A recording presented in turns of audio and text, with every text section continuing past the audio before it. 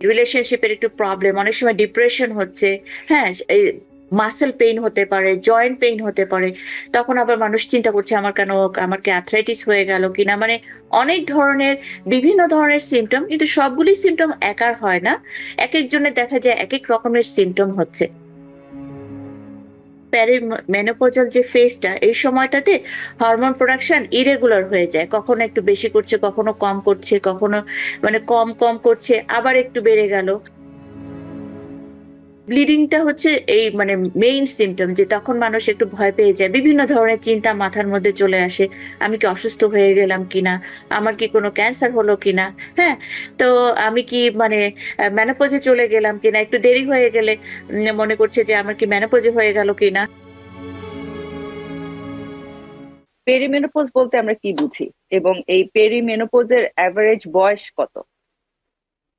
ধন্যবাদ। এটা অত্যন্ত একটা সুন্দর একটা বিষয় আমাদের, বিশেষ করে আমাদের উইমেন হেলথ এর জন্য, যেটা আমাদের বিভিন্ন জীবনের শুরু থেকে একেবারে শেষ পর্যন্ত বিভিন্ন স্টেজের মধ্য দিয়ে বা পর্যায়ক্রমে যেতে হয়।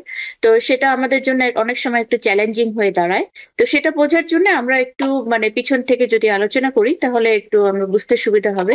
তো জন্ম থেকে ছোটবেলা শিশু শিশু থেকে যখন পিউবার্টি শুরু হয়, সেটা মেয়েদের বোঝা যায় শারীরিকভাবে যখন তাদের মেনস্ট্রুয়েশন শুরু হচ্ছে, যে হরমোনাল একটা চেঞ্জ হচ্ছে, যে ফিমেল হরমোন বলা হয় আমাদের শরীরে ইস্ট্রোজেন এবং প্রোজেস্টেরন। মেইনলি সেটা আমাদের যে রিপ্রোডাক্টিভ হেলথ বা আমাদের ওভারঅল হেলথ, ফেমিনাইন যে হেলথ, এটা রেগুলেট করে। তারপরে একটা স্টেজে এসে, বয়সের একটা পর্যায়ে এসে এই আরেকটা চেঞ্জ শুরু হয়, যেটাকে আমরা বলি ম্যানোপজ। কিন্তু ম্যানোপজের আগে আরেকটু যদি আমরা ইয়ে করি, অনেকের এই যে ম্যানোপজ যে সময়টা আমরা বলি যে 45 থেকে 55 বা 50 থেকে 55, এই সময়টার মধ্যে। তো যদি কারোর এর আগে আগে যদি সে সিমটমটা শুরু হয়, ম্যানোপজটা আমরা কখন বলি? স্বাভাবিকভাবে যখন পিরিয়ডটা বন্ধ হয়ে যায়, হ্যাঁ, পার্মানেন্টলি বন্ধ হয়ে যায়, 1 বছরের মতো যদি কোনো পিরিয়ড না হয়, তখন আমরা বলি যেটা ম্যানোপজ। এবং 1 বছরের পরে আমরা বলি পোস্ট ম্যানোপজ। কিন্তু তার আগে যে স্টেজগুলি আছে সেটা হচ্ছে পেরিম্যানোপজ। পেরিম্যানোপজটা এটা নর্মালি এটা শুরু হতে পারে, সবার ক্ষেত্রে যে হবে এটাও না, তবে অনেকের ক্ষেত্রে এটা হয়ে থাকে। আর সেই সময় কনফিউশনটা শুরু হয় যে আমার স্টেজটা, আমি কি মেনোপজে চলে গেলাম নাকি আমি এখনো আমার সেই অ্যাডাল্টহুডে আছি। হ্যাঁ, তো খুব কনফিউজিং এই টাইমটা, যেটাকে বলা হয় পেরিম্যানোপজ। এটা ধরেন 45 থেকে শুরু করে 51 বা মানে ওই প্রায় 5-6 বছর পর্যন্ত চলতে পারে। অ্যাভারেজ আমরা বলা হয় যে 4 ইয়ার্স এর মতো। নর্মালি এটা 45 এর পর থেকেই শুরু হয়। আর যদি কারোর মেনোপজটা 40-র আগে হয়ে যায়, এটাকে বলা হয় প্রি ম্যাচিওর মেনোপজ।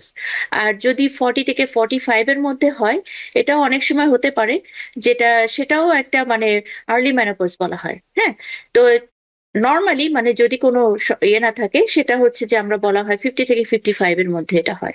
তো আমরা আজকে যেটা যেটা বিষয়টা নিয়ে আলোচনা করছি সেটা হচ্ছে পেরিমেনোপজ, যেটা হচ্ছে মেনোপজের জাস্ট আগের মুহূর্তটা, যেখানে আমরা বলি যে 45 থেকে 51 এর মধ্যে সিমটম গুলি হতে পারে। সবার ক্ষেত্রে যে হবে তা না, হতে পারে, নাও হতে পারে। তা যখন এটা হয়, এটা খুবই কনফিউজিং একটা মেয়ের জন্য। বোঝা যায় না যে সে কি করবে, কেন হচ্ছে, হ্যাঁ, অনেক টেনশনে পড়ে যায়, কিছু সিমটমও দেখা যায়। সেজন্য এই সময়টাতে মানে আমরা ওই জন্য এই ব্যাপারটা নিয়ে একটু আলোচনা করতে চাই, যাতে আমাদের মধ্যে কোনো ভয় না থাকে বা আমরা অন্য কোনো বিষয় নিয়ে যেন দুশ্চিন্তা না করি। সেই জন্য আজকে আমাদের এই বিষয়টা নিয়ে আলোচনা। ধন্যবাদ। অসংখ্য ধন্যবাদ ডক্টর বানু। আমরা আসলে যখন মেনোপজ রিলেটেড বেশ কিছু আলোচনা করেছিলাম আপনার সাথে, আমরা কিন্তু দর্শকদের কাছ থেকে অনেক কোশ্চেন পেয়েছিলাম, এমনকি আমাদের অনুষ্ঠানে পরবর্তীতে অনলাইনেও দর্শকরা কমেন্ট সেকশনে অনেক প্রশ্ন করেছিলেন, অনেক কিছু জানতে চেয়েছিলেন, যেগুলো আসলে আমরা চেষ্টা করব আজকের অনুষ্ঠানে ওই বিষয়গুলো একটু শেয়ার করবার দর্শকদের সাথে। তো একই সাথে আমি শুরুতে জানতে চাইবো যে পেরিমেনোপজ, আপনি যেমনটি করে বললেন যে বেশিরভাগ মহিলা বা ওমেনদের ক্ষেত্রে আসলে পেরিমেনোপজাল চেঞ্জ গুলো এক্সপিরিয়েন্স করে থাকেন, কিন্তু অনেকের ক্ষেত্রে কিন্তু সেটি নাও হতে পারে। অনেকের ক্ষেত্রে দেখা যায় যে একটি রেগুলার মেনস্ট্রুয়াল সাইকেল থেকে হয়তোবা সামান্য কিছু পরিবর্তন এক্সপিরিয়েন্স করে কমপ্লিট মেনোপজে চলে যেতে পারেন কেউ কেউ। কিন্তু পেরিমেনোপজটা আসলে বেশি কমন, এবং যে চেঞ্জ গুলোর ভিতর দিয়ে একজন মানুষ যান, আমি জানতে চাইবো যে কমন সিমটম গুলো পেরিমেনোপজে কি কি এক্সপিরিয়েন্স করেন। ধন্যবাদ। খুব সুন্দর একটা কোশ্চেন করেছেন। তো এই পেরিমেনোপজটা সিম্পটমে যাওয়ার আগে এটা কেন হচ্ছে সেটা একটু আমরা যদি বোঝার চেষ্টা করি তাহলে মানে আমাদের ভয়টা দূর হবে। সেটা হচ্ছে আমাদের হরমোন প্রোডাকশনটা আসছে কোথা থেকে? মানে আমাদের যেটা বলা হয় শরীরের যে হরমোনটা তৈরি করছে, এটা মেইনলি আমাদের ওভারি যেটা তৈরি করে ইস্ট্রোজেন, প্রজেস্টেরন হরমোনটা তৈরি করে যেটা মানে আরো অনেক হরমোন কিন্তু আমরা মেইনলি এটার উপরে আমরা আজকে ডিসকাস করছি। তো যখন হরমোনটা ওভারি তখন কি করছে এই যে মেনোপজাল যে ফেজটা এই সময়টাতে হরমোন প্রোডাকশন ইরেগুলার হয়ে যায়, কখনো একটু বেশি করছে কখনো কম করছে, কখনো মানে কম কম করছে আবার একটু বেড়ে গেল। হ্যাঁ, তো এইটার জন্যেই মেইনলি এই সিমটম গুলি হয়। এখন কি সিমটম হয়? একটা হচ্ছে যে প্রথমে যেটা আমরা মানে বেশিরভাগ সময় লক্ষ্য করি সেটা হচ্ছে যে মেনস্ট্রুয়াল ইরেগুলারিটি। হ্যাঁ, সেই ইরেগুলারিটিটা কেমন হয়তো দেখা যাচ্ছে যার আগে সঠিক মানে প্রত্যেক মান্থলি এটা হতো 28 ডে সাইকেল আমরা যেটা বলি সেটা হতো, সেটা না হয়ে দেখা যাচ্ছে কখনো একটু আর্লি হচ্ছে আবার কখনো একটু দেরি হয়ে যাচ্ছে, কখনো 1 মাসে হচ্ছে কখনো 1.5 মাসে হচ্ছে, আবার দেখা যাচ্ছে কখনো 2 সপ্তাহের মধ্যে হচ্ছে, আবার দেখা যাচ্ছে যে যে মেনস্ট্রুয়াল যে ফ্লোটা যে ব্লিডিং এর যে ফ্লোটা সেটা কখনো হেভি হচ্ছে, তো তখন মানুষ একটু ভয় পেয়ে যায় যে কেন এটা হচ্ছে।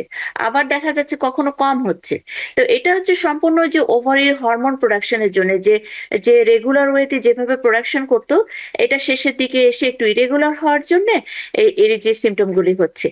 আর এই ব্লিডিংটা হচ্ছে এই মানে মেইন সিমটম যে তখন মানুষ একটু ভয় পেয়ে যায়, বিভিন্ন ধরনের চিন্তা মাথার মধ্যে চলে আসে, আমি কি অসুস্থ হয়ে গেলাম কিনা, আমার কি কোনো ক্যান্সার হলো কিনা। হ্যাঁ, তো আমি কি মানে মেনোপজে চলে গেলাম কিনা, একটু দেরি হয়ে গেলে মনে করছে যে আমার কি মেনোপজে হয়ে গেল কিনা। হ্যাঁ, খুব টেনশনের মধ্যে থাকে।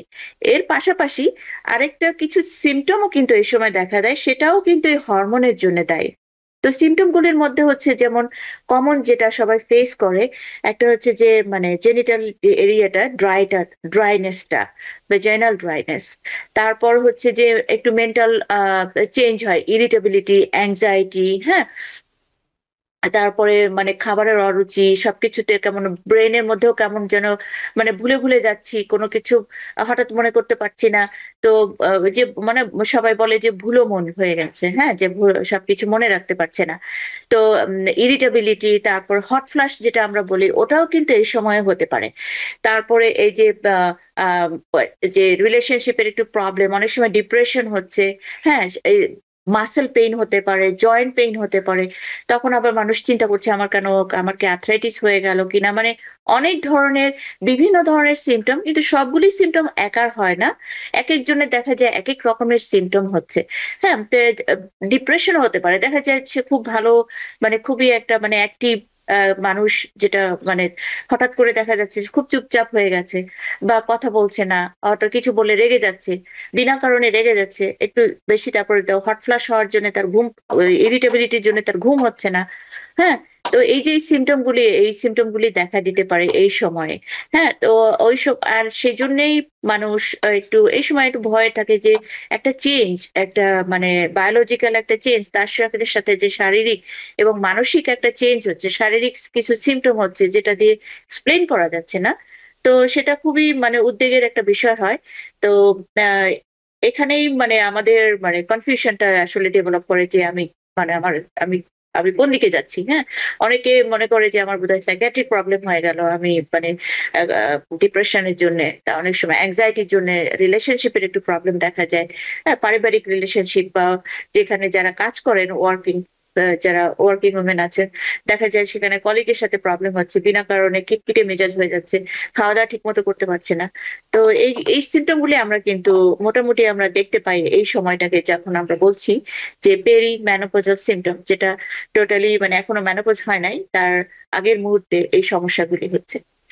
আর এটা ন্যাচারাল যেটা হচ্ছে, তার পাশাপাশি কিন্তু অন্য কারণে হতে পারে যে যদি কোনো কারণে ওভারির কোনো মানে ওভারিতে না হলেও যদি কোনো কারণে যদি পেলভিক রেডিয়েশন বা অন্য কারণে কোনো ক্যান্সার ট্রিটমেন্টের জন্য কারোর যদি পেলভিক রেডিয়েশন করা হয় সেক্ষেত্রে ওভারিটা অনেক সময় ডিস্ট্রয় হয়ে যায়।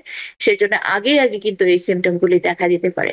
বা কারোর যদি ওভারিন সার্জারি করতে হতে পারে, যে ওভারিনটা রিমুভ করা লাগছে, সেক্ষেত্রে হতে পারে। কিছু ক্রোমোজোমাল ডিজিজ আছে যাদের মানে টার্নার সিনড্রোম বলা হয়, তাদেরও কিন্তু এই সিমটম গুলি দেখা দেয়। নিউ ইয়র্ক থেকে সম্প্রচারিত টিভিএন 24 টেলিভিশন বিশ্বজুড়ে বাঙালির কণ্ঠস্বর।